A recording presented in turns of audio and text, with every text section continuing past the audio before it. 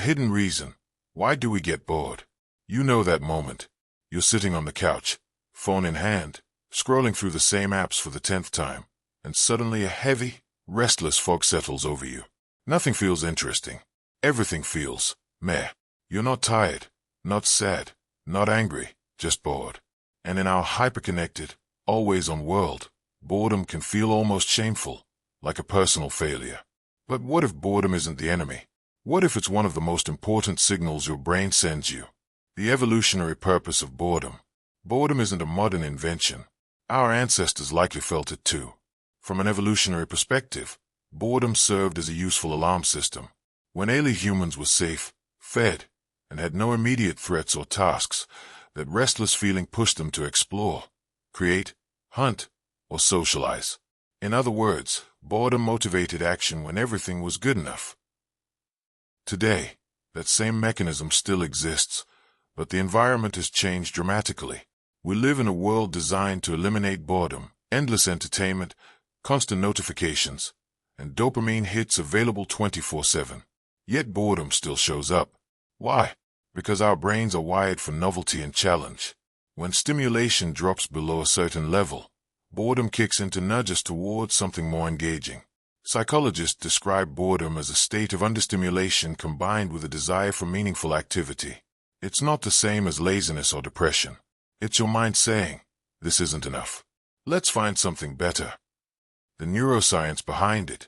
On a brain level, boredom involves the dopamine system. Dopamine is often called the motivation molecule. When we're engaged in something rewarding, dopamine flows. When we're stuck in repetitive, low-reward activities, like mindless scrolling, dopamine levels drop, and boredom rises. This dip creates that uncomfortable urge to change what we're doing. Boredom also activates the brain's default mode network, the system that lights up when we're not focused on external tasks. This network is linked to mind-wandering, creativity, and self-reflection. In other words, boredom gives your brain space to process, connect ideas, and generate new thoughts. Some of history's greatest insights and inventions came during moments of boredom. The hidden benefits of boredom. Far from being a waste of time, boredom has surprising upsides. Creativity boost. When your mind is understimulated, it starts making new connections. Many artists, writers, and inventors credit boredom with sparking their best ideas. Self-discovery. Boredom forces you to confront what you really want.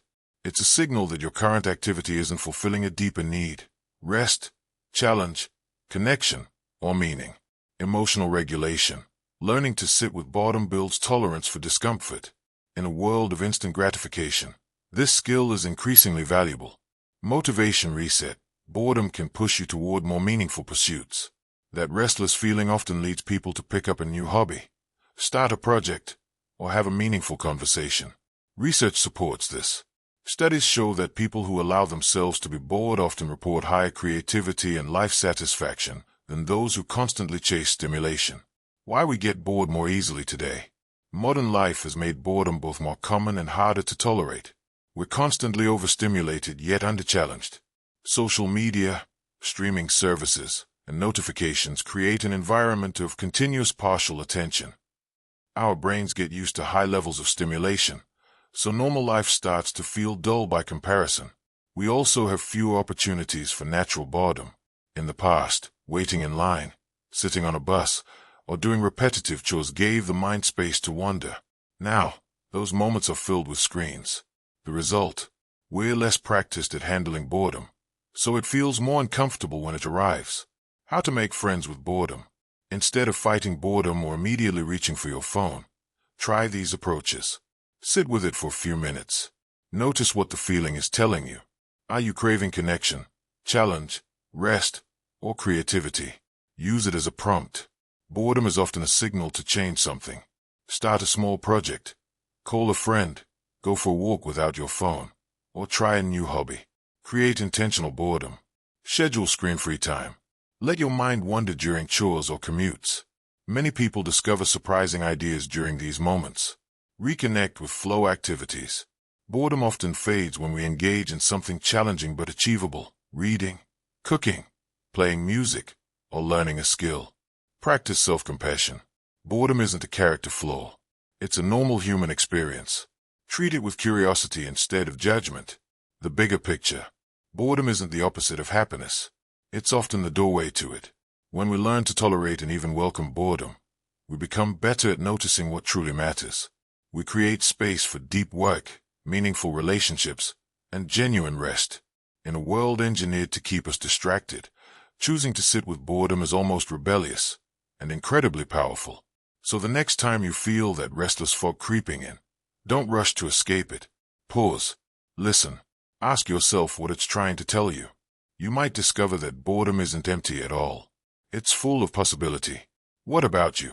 When was the last time boredom led you to something interesting or meaningful? Share in the comments. I'd love to hear your stories.